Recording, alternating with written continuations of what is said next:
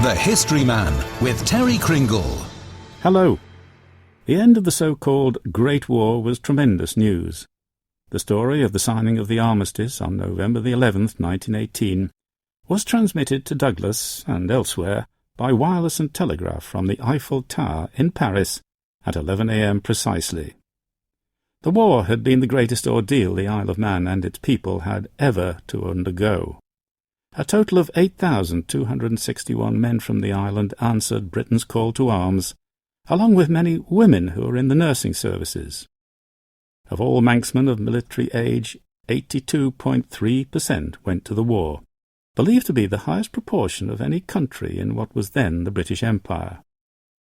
The losses had also been high, 1,165 men having been killed serving with the British and colonial forces. As many again were wounded or taken prisoner. Decorations for gallantry were won by 260 men. They included 2 Victoria Crosses. In what was called the War to End All Wars, 10 million people had been killed on both sides, 1 million from Britain and the Empire. The Isle of Man Steam Packet Company was also heavily involved.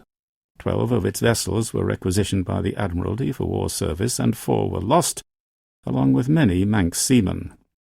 The Snae Fell was returning from the Dardanelles when she was sunk in the Mediterranean by a torpedo. The Empress Queen sank after hitting rocks off the Isle of Wight. She was a reliable paddle steamer which gave valuable service transporting troops across the English Channel to France. There was also late news that the paddle steamer Mona's Isle III, which was actually sold to the Admiralty in 1915, would not be returning to the steam packet fleet.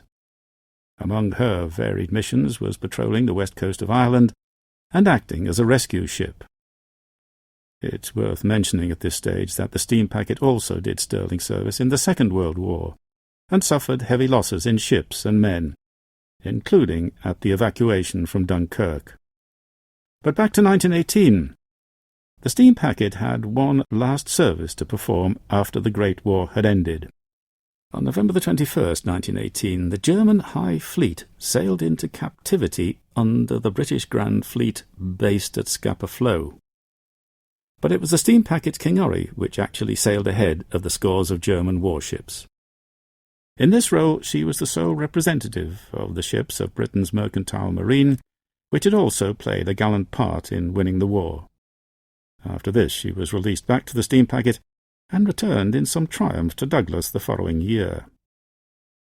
Meanwhile, the island moved into 1919, and one of the first things to be done was honour its returning heroes and heroines.